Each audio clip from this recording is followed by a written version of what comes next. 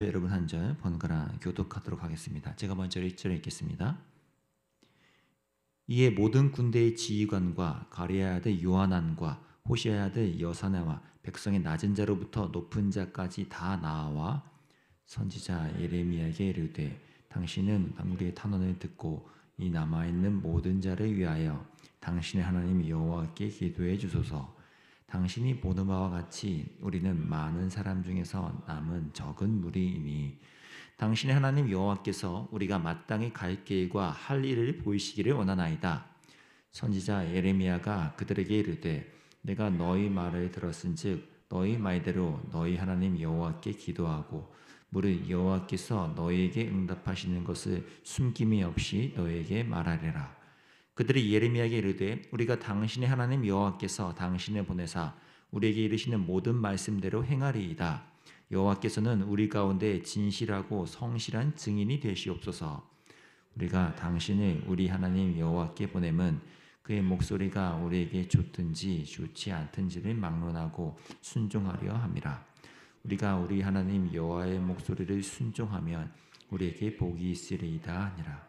10일 후에 여호와 말씀이 예레미야에게 임하니 그가 가랴의 아들 요하난과 그와 함께 있는 모든 군 지휘관과 백성의 낮은 자로부터 높은 자까지 다 부르고 그들에게 이르되 너희가 나를 보내어 너희의 간구를 이스라엘 하나님 여호와께 드리게 하지 아니하느냐. 그가 이렇게 이르니라. 너희가 이 땅에 눌러 앉아 산다면 내가 너희를 세우고 헐지 아니하며 너희를 심고 뽑지 아니하리니 이는 내가 너에게 내린 재난에 대하여 뜻을 돌이키리. 여호와의 말씀이니라. 너희는 너희가 두려워하는 바벨론의 왕을 겁내지 말라. 내가 너희와 함께 있어 너희를 구원하며 그의 손에서 너희를 건지리니 두려워하지 말라. 그가 너희를 불쌍히 여기리니 그도 너희를 불쌍히 여겨 너희를 너희 본향으로 돌려보내리라 하셨느니라. 그러나 만일 너희가 너희 하나님 여호와의 말씀을 복종하지 아니하고 말하기를 우리는 이 땅에 살지 아니하리라 하며 또 너희가 말하기를 아니라 우리는 전쟁도 보이지 아니하며 나팔 소리도 들리지 아니하며 양식의 궁핍도 당하지 아니하는 애굽 땅으로 들어가 살리라 하면 잘못되리라. 아멘. 어제 본문에서 다루어진 이 그다랴의 암살 사건의 여파로 이 남유다 공동체는 새로운 위기를 맞이했고 그에 대한 새로운 또 헤쳐나갈 길을 모색해야 했습니다.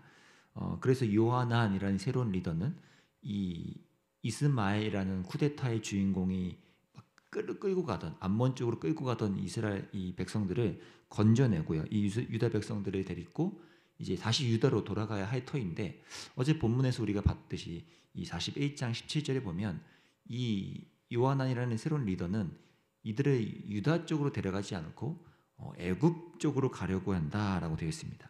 애굽으로 가려고 떠나라고 41장 17절에서 언급하고 있죠. 그러니까 지금 이들은 애굽에 대한 마음의 기울임이 좀 있던 거예요. 바벨론에 대해서는 왠지 가기 싫고요. 바벨론이 장악하고 있는 유다 땅으로는 돌아가기가 좀 두렵고 이들은 그동안 오랫동안 의지해왔던 이 애굽을 향해서 마음을 잡은 거죠. 근데 좀 의외의 장면이 이들에게서 일어납니다. 이 요한하는 유시한 이 공동체가 갑자기 예레미야 선지자를 찾아온 거예요. 사실 예레미야 선지자도 이 요한이 이끌고 가는 이 공동체 무리 속에 속해 있었기 때문에 예레미야도 어쩔 수 없이 지금 거기에 따라가고 있었는데 예레미야 선지자에게 이들이 다 갑자기 찾아와서 하나님께 좀 뜻을 구하고 싶다라고 묻는 거죠. 이 표면적으로 보면 이것이 괜찮아 보이지만 조금만 자세히 들여다보면 조금은 씁쓸하고 찜찜한 구석들이 몇 가지 발견이 됩니다.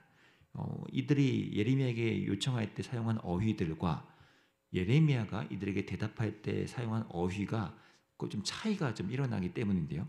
2절에서 3절에 보면 이 유다 백성들이 하나님을 지칭할 때 이렇게 표현하죠. 당신의 하나님 여호와께 기도해 달라고 이제 요청을 합니다. 근데 4절에서 예레미야는 답변으로서 그래 내가 너희 하나님 여호와께 기도하겠다라고 답변을 하죠. 그제서야 그들은 6절에 가서 우리 하나님 여호와라고 비로소 표현을 합니다. 말은 이렇게 바뀌었지만 그럼에도 여전히 성경은 우리에게 껄끄럽고 우려 섞인 뉘앙스를 전달하고 있는데요. 그 실제 찝찝함은 사실 내 본문에서 여실히 드러나고요. 오늘 본문 안에서는 그 뉘앙스로만 그것이 전달되고 있습니다. 이들이 이렇게 기도를 요청한 지 열흘이 지난 후에요. 예레미야가 다시 이들을 다 소집해서 하나님의 말씀이 이러하다라고 이제 전달을 하는데 그 내용이 이렇습니다. 지금 이 망해가는 유다 땅에 다시 돌아가서 거기에 눌러 앉아 살면 하나님이 너희를 보존하시고 지켜 돌보실 것이다 라는 이 메시지죠. 근데 제가 서두에 말씀드렸죠. 이미 이들의 마음과 발길은 유다 땅, 바벨론 이쪽이 아니라 애굽으로 이미 향해 있잖아요. 그러니까 이들의 입장에서 이런 하나님의 말씀은 뜻밖의 말씀이죠. 자신들의 생각, 자신들의 뜻에 박해 왔던 이 하나님의 말씀이란 겁니다. 그러면요, 우리가 잘 아는 바대로 내 생각과 조금 다른 뜻밖의 말씀이라 하더라도 거기에 이제 순종하는 것이 올바른 방향의 터인데 이들은 그렇지 않더라는 거예요. 자신들이 애초에 애굽이라는 쪽으로 마음과 생각과 뜻을 다 정해놓고 우리의 뜻과 계획이 뭔가 불안하긴 하니까 하나님의 뜻을 한 번은 묻고 싶다라는 식으로 예레미야에게 그 확증을 위한 기도를 요청했건만 전혀 다른 자신의 뜻과는 다른 쪽으로 하나님의 약속이 던져지니까 이들은 뜻밖의 말씀이 되는 거죠. 사실 하나님이 이렇게 이들에게 다시 한번 말씀하신 이 내용조차도 굉장히 큰 긍휼이 불쌍히 여김이 담겨져 있는 말씀입니다. 왜 그렇죠? 우리가 이제껏 보았듯이요. 하나님은 두 가지의 방향으로만 말씀하셨잖아요. 저 바벨론에게 그냥 따라가서 굴복해서 저들과 함께 사는 것이 나의 뜻이고, 근데 오히려 그들을 대항하고 이 땅에 남아서 저 애굽이나 다른 쪽을 의지하려고 하면 나는 너희들에게 재앙을 내리겠다라고 하나님은 말씀하셨어요. 근데 지금 하나님은 뭐예요? 이 땅에 그냥 유다 땅에 그냥 남아있기만 해도 내가 너희를 재앙을 내리지 않겠다. 내가 보호해 주겠다라고 한층 더 하나님은 긍휼을 베푸신 이 내용이 바로 오늘의 말씀입니다. 그러니까 바벨론에게 끌려가 따라가는 것도 하나님께서 책임져 주시고 이 땅에 남아 있는 것도 하나님 책임져 주신다. 다만 애굽이나 다른 암몬이나 다른 어느 쪽에 의지하지 말고 그냥 남아 있어라. 또는 바벨론에게 따라가라. 이게 하나님의 말씀으로 넓혀진 건데 이들은 아니요, 나는 애굽을 좋아하는데요 라는 이거 하나 때문에 지금 하나님의 뜻에 굴복하기가 쉽지 않은 것입니다. 오늘 11절 12절에 말한 이 하나님의 말씀은 사실 감격적이고 긍휼이 넘치는 이 말씀임에도 이들은 그들이 받아들일 수 없던 거죠. 그들이 왜 이걸 받아들일 수 없었는지 그리고 왜 감격할 수 없었는지가 14절에서 등장합니다. 14절에 제가 읽겠습니다. 또 너희가 말하기를 아니라 우리는 전쟁도 보이지 아니하며 나팔 소리도 들리지 아니하며 양식의 궁핍도 당하지 아니하는 애굽 땅으로 들어가 살리라 하면 잘못되리라. 여기 애굽 땅이라는 한 단어 앞에 붙여진 수식어들을 보십시오. 전쟁도 보이지 않고 나팔 소리도 들리지 않고 양식 궁핍도 당하지 않을 이라는 이 수식어는 지금 이들의 마음속에 자리 잡혀 있는 그들의 파라다이스, 그들의 로망이죠. 지금 내 눈에 보이는 그런 파라다이스적 안정과 행복과 넉넉함의 조건들, 이것이 곧 그들이 애굽으로 마음과 뜻을 정한 이유라는 것입니다. 하나님의 시각과 관점은 완전히 다르죠.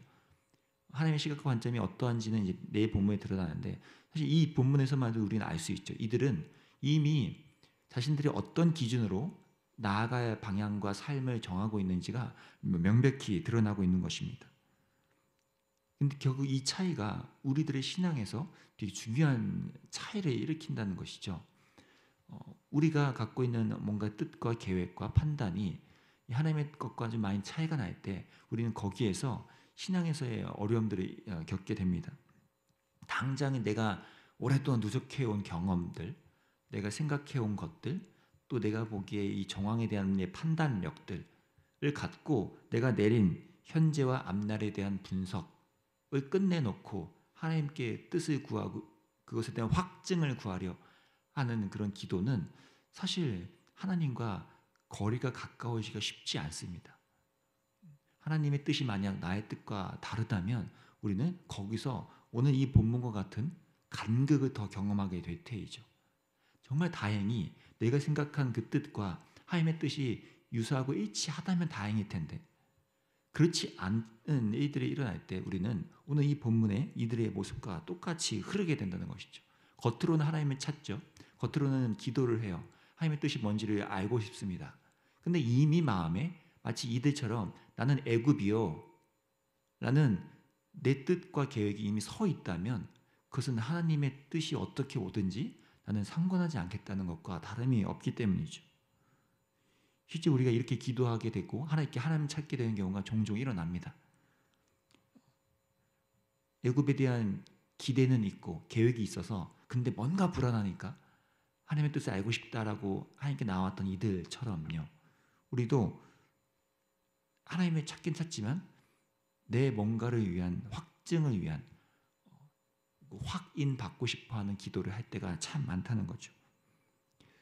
하나님의 응답을 기다리며 그분께 기도하며 나아간다는 건 내 안에 내가 갖고 있던 생각과 계획, 뜻을 하나님 앞에 깨트릴 준비를 하고 있다는 것과 같은 뜻입니다.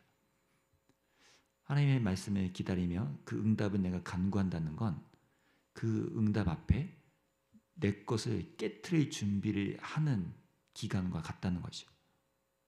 우리가 막 기도하면서 뭐 40일 기도, 100일 기도 한다는 것은 내 40일, 100일간의 열정과 열심으로 하나님께 내 정성을 보이겠다라는 그 기간의 의미가 아니라 그 기간 동안 나는 하나님이 내게 말씀하신 것들을 수용하고 따르도록 나를 깨트리는 기간입니다.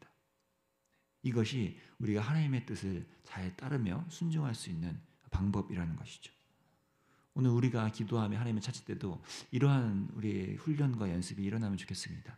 하나님을 찾는다 할지라도 내 답을 갖고 확인받고 싶어하는 것이 아니라 내 답이 있지만 이것이 얼마든지 하나님께 수정되기를 원하고 얼마든지 조정되기 원하고 하나님께 굴복하며 따르기 원하는, 오늘 본문으로 따지면 애굽적인 내 생각을 하나님의 뜻으로 바꿀 수 있는 그러한 마음에 하나님 앞에 내려놓음이 우리 안에 일어나는 저희가 되면 좋겠습니다. 기도하실 때마다 이러한 은혜로서 주님 앞에 나아가면 저희가 좋겠습니다. 기도하겠습니다.